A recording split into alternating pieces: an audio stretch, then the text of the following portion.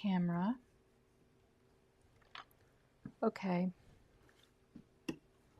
So let me, it's now listed public. I'll take that off.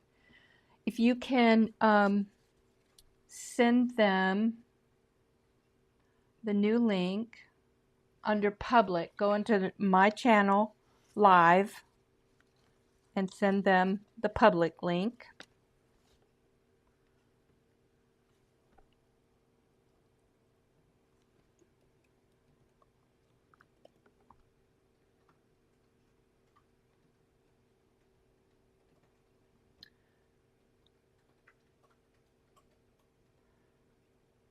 My channel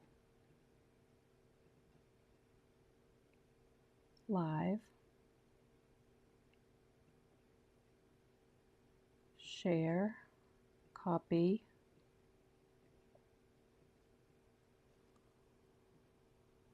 No, here is the link, I hope.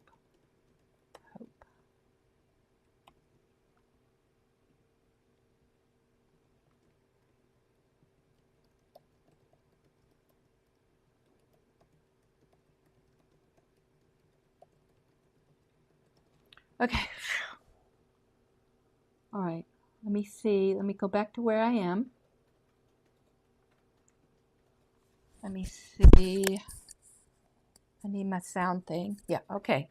Okay, Kay made it.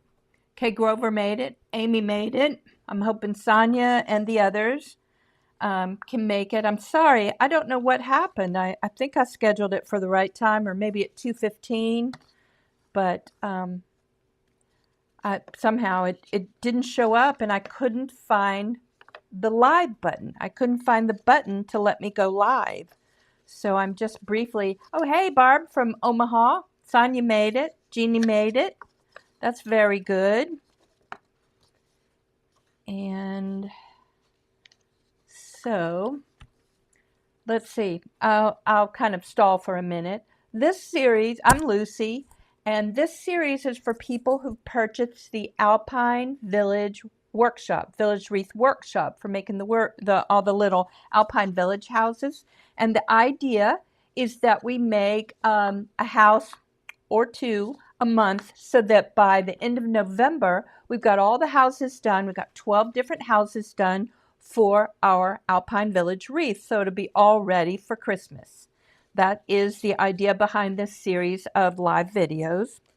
And these patterns are only available in the Alpine Wreath Workshop. So today we're doing houses 5 and 6. I got behind. April went away way too fast. Normally I do these on the last Thursday of the month, but April was like so short that I just couldn't get it done in time. So we're doing April's, which is house number 5, and then which I'll show you in a minute. And then we're also doing house number 6 because I'm going to be traveling at the end of May. So that's why we're doing 2 houses on May 1st.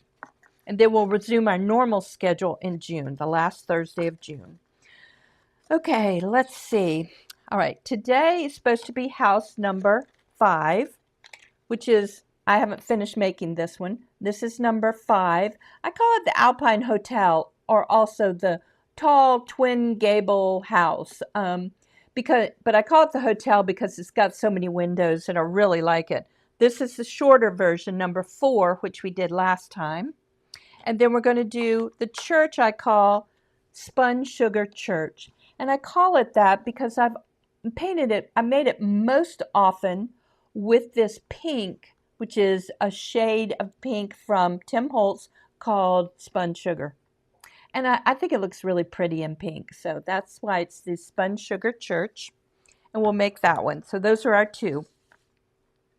All righty, I see Sonia made it over, Amy, and Ben, if you could, Brother Ben, my trusty assistant is here. If you can monitor the original live and send them here. Okay, he's in both. See, he's so good. He's not even trained in this stuff, and he's so good at it. But he is good. He speaks computer, so he's usually on top of things. All right, now I'm going to switch my cameras. rotate my camera, move it over a little bit, straighten it out. I always wonder if y'all get dizzy when I do this. Move it down just a little bit. Okay, push my computer back. And this is house number 5. And I just wanted to show you, I made this prototype, and you can see at the bottom, because of the windows, it bent a little bit. So at y'all's suggestion, I'm going to start adding this base piece. Let me make sure this is one. I think they fit. So I'm adding this base piece to the patterns. I haven't added it to all of them yet, but I'll do that. And so that we can guarantee that it stays square, that the corners are 90-degree angles. And I make mine, you can make these out of cardstock, but I usually make them out of cardboard. And when you're scoring cardboard, you can see the score line from the Cricut, but it's not very deep. So I like to use my, I'm going to pull it a little closer to me for a minute. I like to use the back non-sharp side. I mean, it's still kind of sharp, but it's not the real cutting edge. And I like to score them when I'm being precise, rather. And now you can see it's a much sharper, better score line. Let's do the same on this one. And it's especially important when you're doing precision work. Wait, I'm going to scroll. I'm watching the chat, so. Yeah, the base, it's not my clever idea. I think a lot of people do it. I know Jackie Smith of A Cottage in the Forest does it. And I believe most of the Dreaming Tree projects have it as well. Now, when you make something out of cardstock in particular, it will, it's easier for it to bend. So I think it's more important when you do cardstock. But you can see, even with the, I'm on the wrong thing. Oh, I can't see myself. See, I have like 3 screens up. You can see how this is kind of rounded, and sometimes the front pooches out, especially with a lot of windows. So it's helpful even with a cardboard piece. So I'm just kind of folding along there. And if you really want to fold, really precisely, use your ruler or straight edge of some kind and fold along there. And then you get really nice edges. And if you want, truthfully, let me show you. If we fold it this way, I'm going to turn it over. You can see how those are sharper than if I fold it this way. You see how they're kind of rounded? They're sharper on the side where we did the score. All right, so same thing. I didn't do it for this one, but you see how that line is not real precise? And that one, it works out okay, but I just kind of folded those by hand. And I'm not going to add the windows. I'm just going to mainly do the construction. Jeannie says she never can find thin cardboard. Well, poster board works. My friend from A Christmas Notebook, what is her name? Rhonda Coulter from A Christmas Notebook makes all of hers out of poster board, which I think is slightly more flexible than this cardboard. I purchased my cardboard online from Amazon, and I use 22-point cardboard. I have used 30 in the past, but I kind of migrated to 22 point. That's just a way of looking at thickness. If you're familiar with the American penny, a penny is 50 point. So this is about half of that, like half of a penny, a US penny. So you make this like most of my houses, especially the little houses. I designed them so you can cut them out of an 8.5 by 11 sheet of cardboard or cardstock. So there's a glue tab on one side and just fold it. And normally I paint before because I am a very messy painter. I like to paint, but you know, you've seen me work enough. Like I'll do a funny move and I'll get the color in the wrong place, and yeah, forgot my paper towel. And then just glue it. And remember, the most important thing is to glue this bottom piece. And I always either use painter's tape, but at the bottom you can actually use binder clip, but you can't fit a binder clip at the top. So that's where I just get a dab of painter's tape. I think somebody said, calls it Lucy tape. See, there's the kitty hairs attached to it. Let's get a new piece. Because when you paint kitty hairs, you know, it adds inadvertent texture.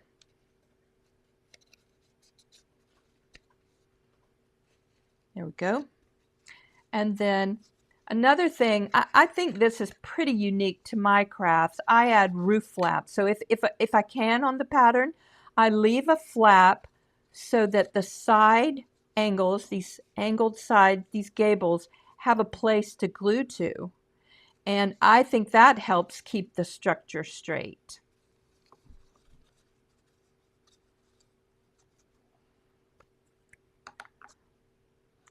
Angled pieces are a little harder to tack down, so I do think painter's tape, and you know, you don't need much.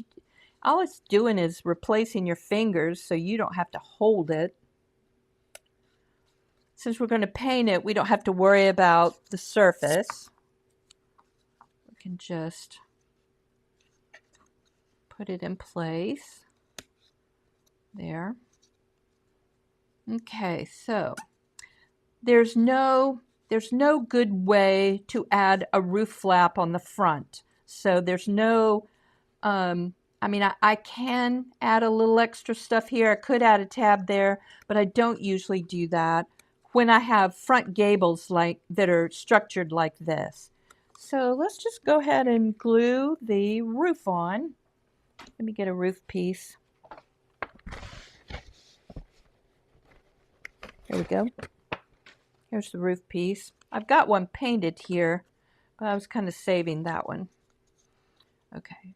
And this part is cut out so that if you do put lights inside, a little bit of light will show in the upper windows.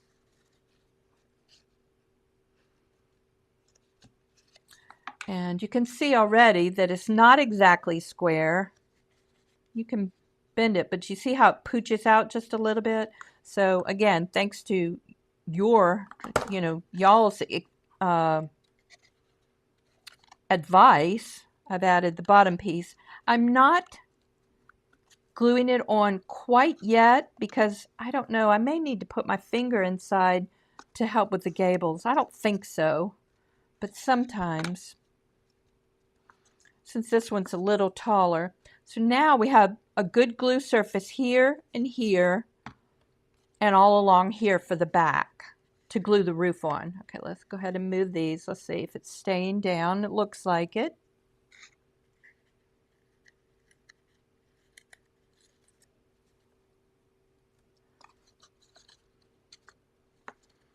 Yes, I was on a different video this morning, my friends, at the Cricut Adventure, and I was so happy to see you guys there. You know, we're all in the same crafting community. We just kind of share the same audience. We do different stuff. But in terms of crafters I've known, Jen Swift and Amy Romeo and Emily Miner are like some of my oldest crafting buddies. The only one I've known longer really is Jennifer Maker. I mean, she was with me from the beginning, or rather, I followed her from the beginning, and she gave me advice, great advice from the beginning. Okay, now see, my house is kind of straightening up already. You can see how it looks inside. And these little gables kind of hold it down. So, and in addition, this isn't a real deep angle, so it doesn't need much. Oh, yes, Ben handed me a paper towel. I thought he was handing me a question. It's like, I don't see a question written there. Yes, I always need spare paper towels. Normally I have a bunch of wet ones here and I just forgot. All right, so there we go. Now, this is the hard part. Let me get out two little gables. Two gables.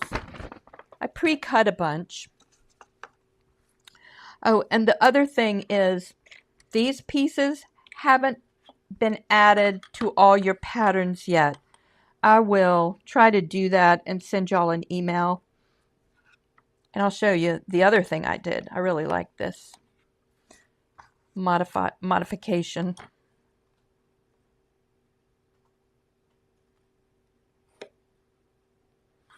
There's my sharp little line.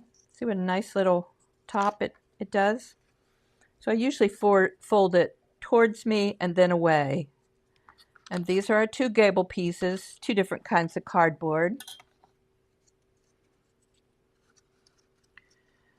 And let's see. Let me make sure I'm doing it right. Sometimes I make a longer side on the side, but I did not for these. And adding gable roofs is truthfully just a pain. It's a great detail on a little house, but it is hard to get it to stick. So sometimes this is one place where you just have to hold it, but I'll show you how I kind of cheat with the tape. And I try to add glue along the gable edge, the front gable edge. And I try to hold the house down so that if the glue drips, it will drip to the back, not to the front. And if it does drip to the front, really bothers you, you can get a wet Q-tip, cotton swab, and just kind of mop it up.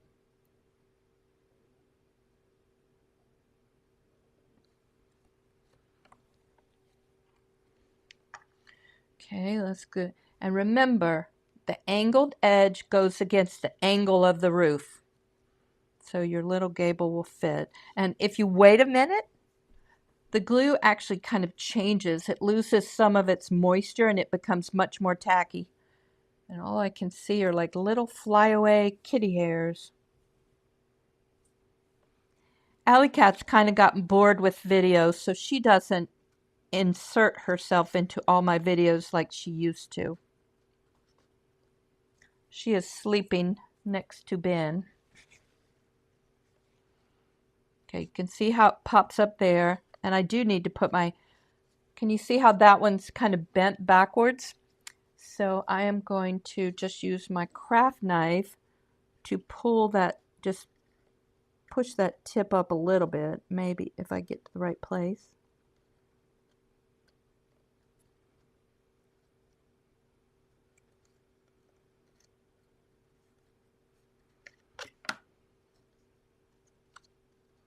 That's better. It's still going in some. Let's see. Kind of bent it.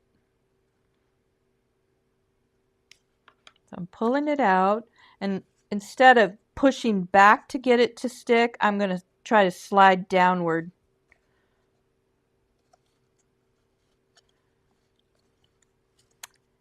And now it's pooching out just a little bit. It's easier to push it back than to pull it out. So I think that's good. That looks pretty straight. Yeah, kitty hair is definitely free shipping at my house anyway. Okay, so you can add a little tiny piece of tape up here. And that's to keep it back against the house. And then I pull, I'm going to do a thin piece of tape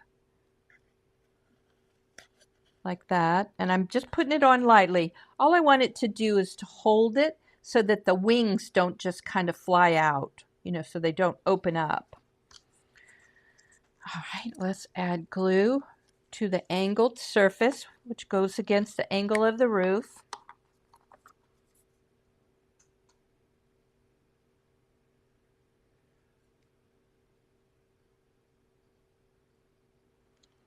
And we'll put a little more glue here. And you could use this precision glue, but normally when I do cardboard, I use my thicker glue. Okay, let me put it in. Trying to hold it without putting my fingers in the glue. I'm going to kind of hold it like this and slide downward. Hey, Jennifer. So you got my first, this was your first Lucy experience. Somebody was talking this morning about how I always include mess level. And I was thinking this one's not very messy, but I don't know. I think it's probably at least a 3. A 10 is when we do paper mache and paint. See, paper mache and paint. But I think this one probably counts as a mess level of 3. Maybe a 4. Or when I make a big Halloween outfit that I, paper mache, paint, have to go to the driveway to make it. That's definitely a 10.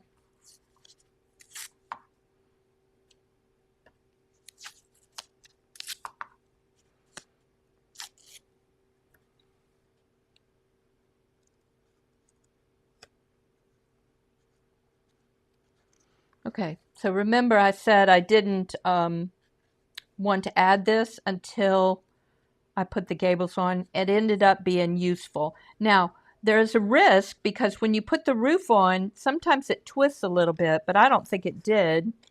So let's glue our little piece in. And it's a little bit awkward. I make this piece about 1/10 of an inch on each side smaller. So it should just fit in. And see, it's going to keep the front edge from pooching out. And this is a little challenging because, put glue on 4 sides and then try to put it in. It helps if you bend the flaps inward completely. The other thing I need to do for y'all is to make a list of the previous lives. So you can find them easily because they are unlisted on my channel because they're just for the people who've bought the Alpine Village workshop.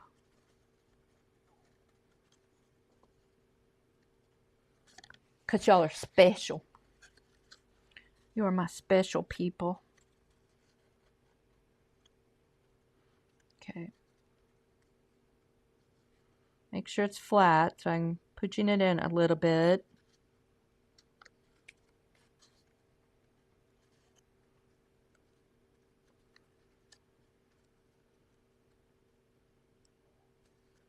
Gotta go set it in just a tiny bit more. And even if it doesn't, like, this is flat in the front, but that's inward a little bit, it doesn't affect how it sits. So it works. Make sure it sits flat. Yep. And that is it. The door will cover up this piece. And I'm not going to add doors and windows. I mainly wanted to do the twin gables and the insert at the bottom. I wanted you to have that.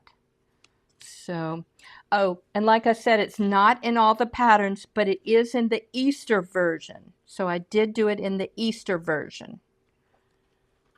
So, but I will go back and modify all the patterns. Now there are 48 patterns because you have a Valentine's, you have St. Patrick's Day, and an Easter version. So each of them is 12 houses, and there are some fences. And so with the base houses and the 3 other additions, did you see 3 other additions? All 4, it's 48 patterns, even though they're not that different. Okay, this is the Spun Sugar Church, and this was the Easter edition because I wanted to be sure and include a cross in the front. So I give you the option if you just want a window, but if you want to cross, it's there too. Okay, let's do sharp scores here. And you can find the Easter patterns in the bonus section at the very bottom of your Alpine Village Workshop course. So, and if you can't find them, then what I want you to do is email me. Those of you who have purchased the Alpine Village Workshop, and I will send you the, oh, Alley Cat just woke up. Alley Cat, really? Go, go. Go, go. And a sharp angle is especially important on a sharp score is especially important on angles. Alley Cat, please. No, don't do that. Alley Cat. Oh my gosh. This is not educational for y'all. Little girl, you got to go. You got to go. Yes, I know. I know.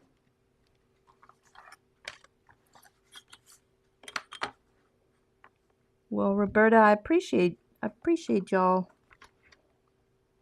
You guys help me so much. Another thing somebody suggested, I don't know in which video, but you know I'm cheap about some things and really extravagant about others. But I am very cheap about buying Cricut mats. And somebody said they use Aileen's Tack It Over and Over. I'll show you in a second. Can you hand me that bottle? It's green and white. It's right on the corner right there. Yes. Said they use this, Tack It Over and Over, for on their mats. Now, so I started doing that, and I don't put a lot down, but I put enough, and it really works. Now, it voids your warranty. So if you have a new Cricut, use new mats. But if you have an old Cricut, mine's like 4 years old, then, or whatever cutting machine you use, you can do this. But one thing, wait, let me get one of my mats out. Yeah, I'm going to get you a really beat up one. You see how old and cut up this one is? Make sure when you apply some of this, tack it over and over, don't go outside the lines, because if the wheels run over it, the main driving wheels run over it, they'll get messed up. So I only put it in the area, the cutting area. That's the only suggestion I have. But you can see how old mine are, and you know, it's really extended the life of them. Okay, that was just a little aside. Sorry about that. Oh, thank you, Dawn. Yeah, I'm glad to see you here. Okay, so I usually fold towards me and then away. Towards me and then away. And see, it's a nice line there. Towards me, then away.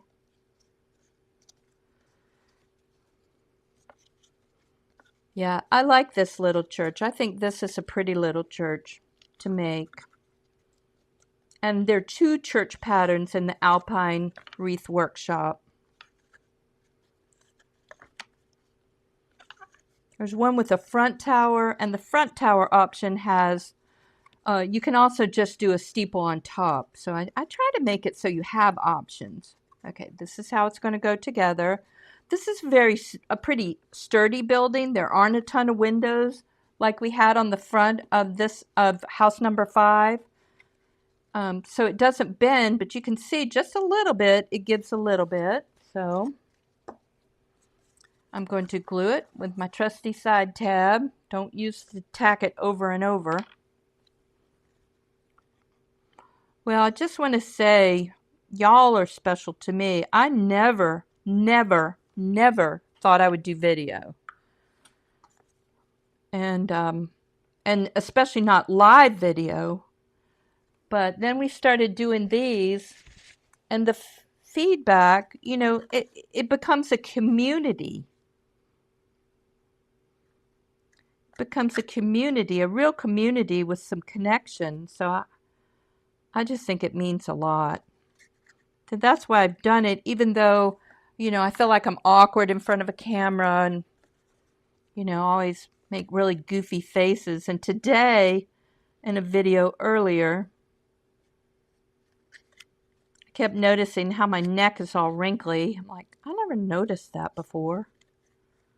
So what? Too much to do to worry about wrinkles. We got places to go, things to make, people to care for. Okay, there. And see, what a nice little structure. And this one can go anywhere. You don't have to use it on a wreath. You can make this as a little ornament. Put a very small base on it, and you can kind of tuck it in your tree. You could, certainly give it as gifts. Give it as a gift to somebody. I gave one to my doctor. And he said he was going to give it to his daughter, but he ended up keeping it, which made me feel good.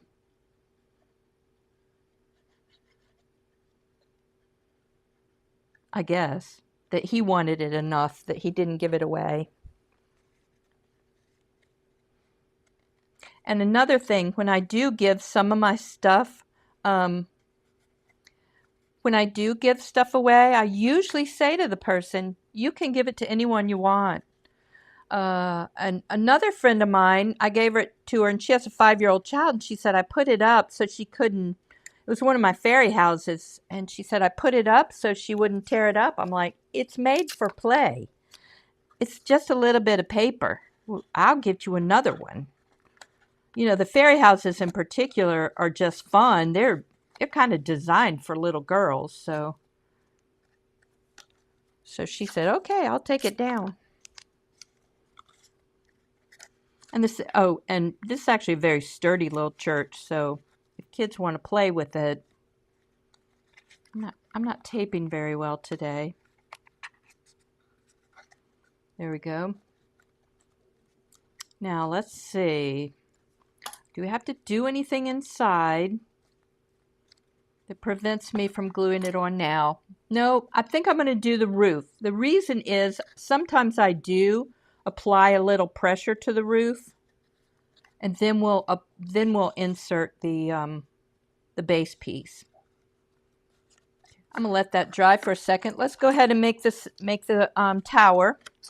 And whenever you have relatively close lines, I do think it helps to go ahead and score them. Hey Tracy, I'm glad you made it. Some of y'all I've seen like twice today. That's very nice.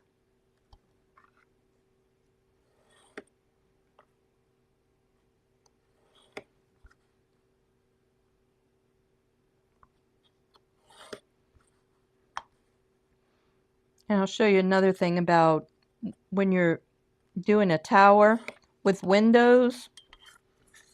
If you're not careful, the cardboard can break, and what that means is it folds where it's not supposed to. Instead of just bending as a score line, it may bend here. So when I'm doing like this side tab that just has has less space, I hold down the ruler to help me fold it. Okay, and let's try the other side too. This was coated cardboard. This cardboard is what they saved for me when I worked in the ER. They saved me so much, I've still got it.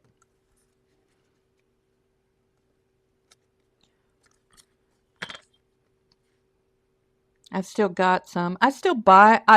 One reason I buy cardboard is so I can try out what works. So I know if I'm telling you about a product, I know that it works.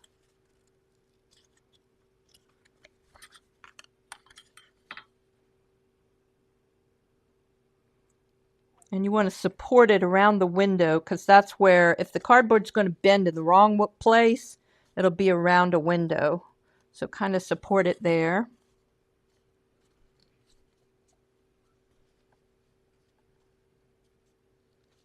Oh, Lynn Kaufman said she didn't know how to had a YouTube channel. Yeah, we have a lively channel, meaning I do lots of lives with lots of friends. I'm so happy to see you here.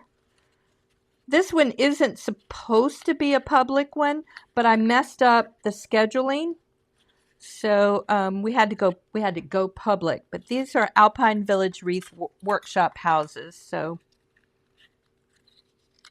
but yeah, I have a channel every Monday, 2 p.m. Always live. They're lives, but there are always replays rather. Now I have all these glue balls on my fingers. I don't know if it's distracting to you, but it's distracting to me. Okay. And that one in particular, whatever that is, bothering me. Like I said, normally I have them painted with the windows because it's much easier to glue windows on. And these are the windows. They're kind of arched. You know, they've got a little peak on them. But it's much easier to glue them on when it's flat. But since I didn't pre-paint it, Lynn's asking about putting resin over the houses. No, I have not done that. I find my houses are pretty strong. They're not waterproof. You really can't make a paper-based house waterproof unless you cover like every little piece, every little section of it, and that's not really possible. But I think my cardboard houses are really strong. I'll get my best example. This is my abandoned Italianate manor. And I mean, it's really strong. You know, the structure is good. We've got enough stuff. Now, what's not as strong is the fencing. I think I cut this fencing out of cardstock, and I think I glued 3 layers together. That's kind of fragile. But the houses themselves are very strong. They're almost like wood, partly because there are a number of layers. Okay, let me put that house up. Okay, let's do this. So when you glue tiny things together, you know, you need to make sure your angles are acute, you know, that they actually bend well so that when you get them at 90, they'll stay. I did not make an insert for this little tiny square, but I don't think you need it. Little pieces of painter's tape. Yes, if you're going to do vellum in windows, do that. I usually do that before, but I have one friend who he basically makes a smaller copy of the front, and he glues the vellum to that and then slides it inside. I think that's a good way to do it. But if I've pre-painted, then I would glue vellum, or what I like to use is recycled plastic, like the plastic you get, oh, I don't know, some of your products come in and it's almost like a sheet of plastic. I like to do that, and I like to stain it. I use alcohol inks, but you can actually use like a Sharpie, a yellow Sharpie or a yellow magic marker, and give a shine. And then the other thing, wait, I think I did it on this one. Okay, let's see if you could see the shine on the windows. So this is yellow plastic, and often I actually deliberately, in this case, smear a little glue there just to make it look like an old window. Let's see. Can you see? So, but yeah, vellum works. If I can find something without buying things, I try to do that.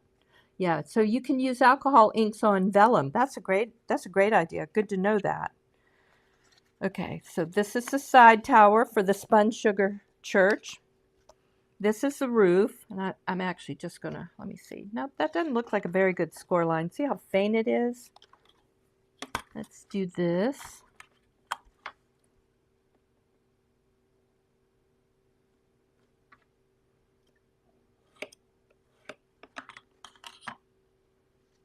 Fold it. There. Okay. And let's make sure our little thing fits in. Yes. And you'll see that I left a little extra space for the roof, but I also fill that with snow, so it's not going to show.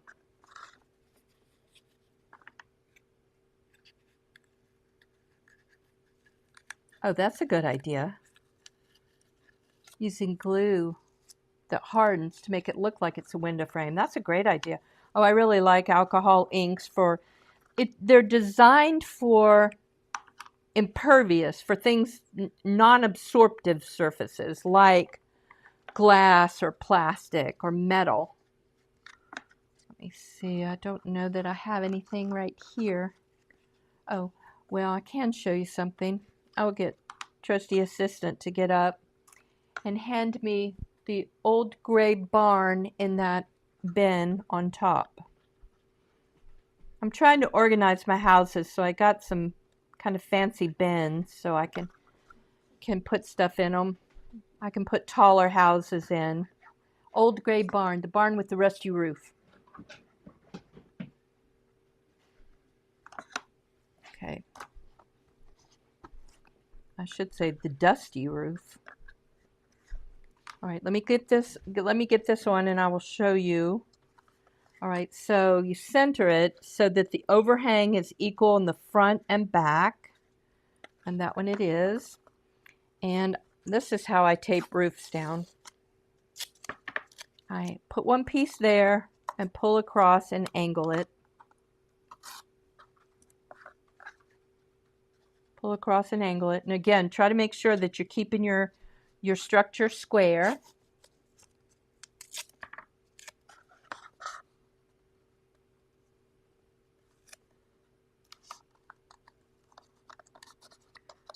Okay, so we're going to stop there, let that dry, and then we'll put our insert in. But I was going to show you, this one of my, like I said, dusty roof. A rusty roof. This is the old gray barn. And I use alcohol ink on a metallic tape to give the impression of a rusted roof. And I actually added a little grit paste, so it looked really, so it really has texture in it. And if you don't have aluminum tape, you could try some aluminum foil. Yeah, and let me see. Let me get him again. Ben, I don't know where the alcohol inks are. Oh, I see them. There they are, on top of one of the little cubes there. These are my alcohol inks. Yeah, we'll do techniques again. We'll do some rusted roof again. And I'll show you during the Spooktacular, because I have 20 days, so I have to come up with a lot of stuff. Okay, these are my alcohol inks. This is a white-based one, purple. I use a lot of, you can see I use a lot of orange, gold, because I usually use them for rusting. But if you wanted some really pretty blue windows, like I don't know, maybe this is kind of a real peaceful church. Maybe we paint it white and we want blue windows inside, so it looks like, I don't know, just real peaceful. You can use blues. But it also works on metal. Okay, so now let's put the base in. I think we've got, let's fold it so.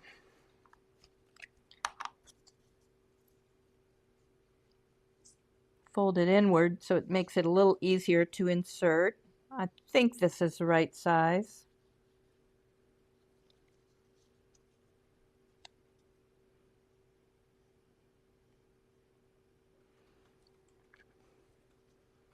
Okay. So I'm going to insert on one. Let's try to insert on the far. Almost did it. Almost had them all in. There we go. Now, push that down because we want it to be flat. Okay, now this is the front part with the cutouts. It's the most flexible part. So let's just hold that piece. Push that in a little bit.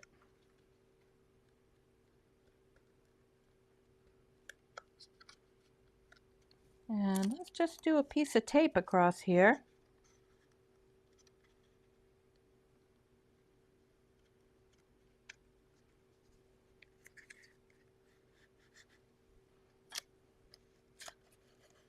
Okay, there's our insert. And then to do the steeple, to add the tower, I just apply glue here so that it will adhere. Let's do the steeple part. Again, this was some coated cardstock that my friend saved for me from the ER. I retired from the ER, I think, in 2020.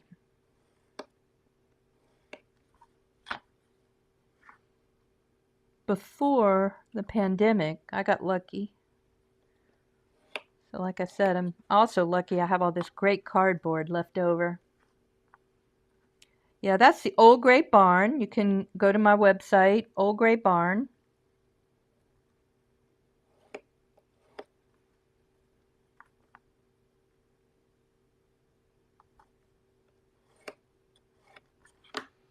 Okay. And again, use your ruler.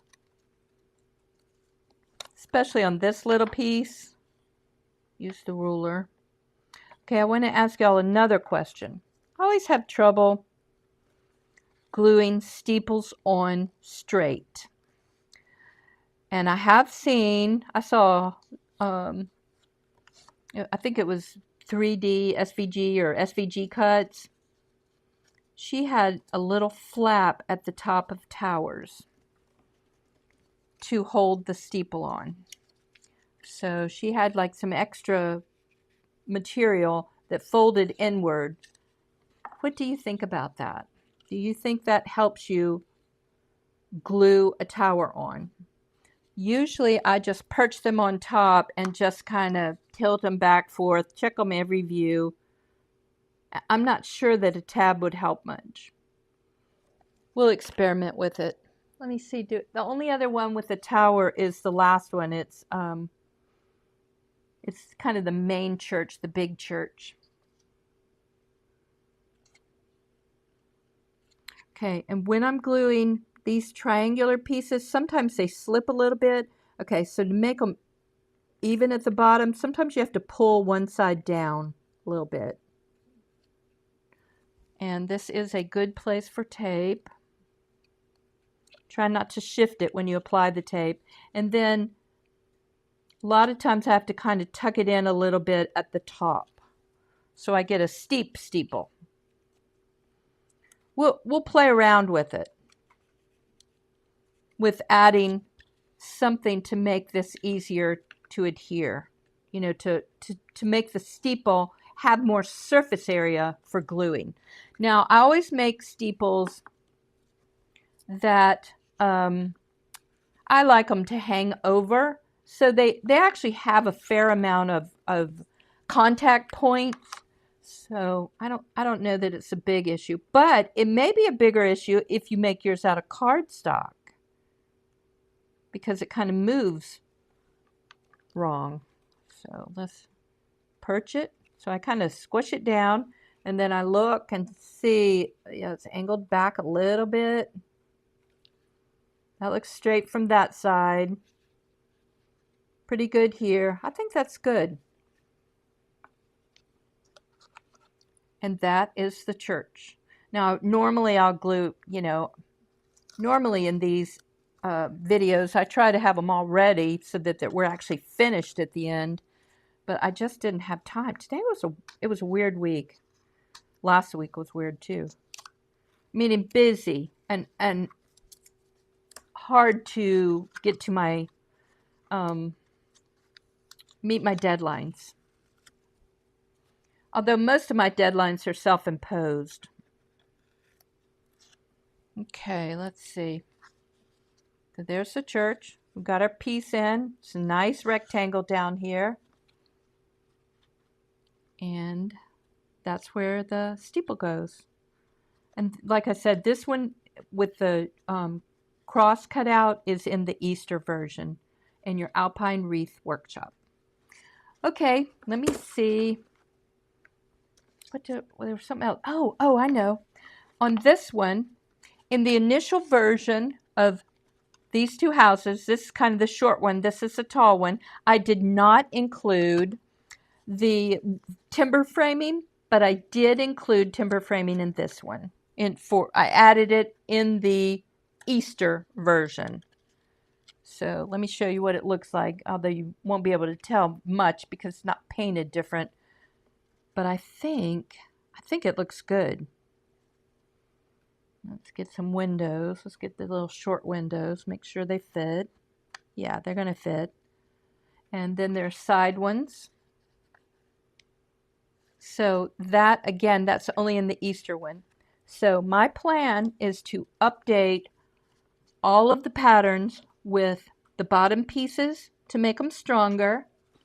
And then I'm going to add these two pieces of trim to the twin gable houses. Oh, yeah. Lynn says, I bet you're harder on yourself with self-imposed deadlines.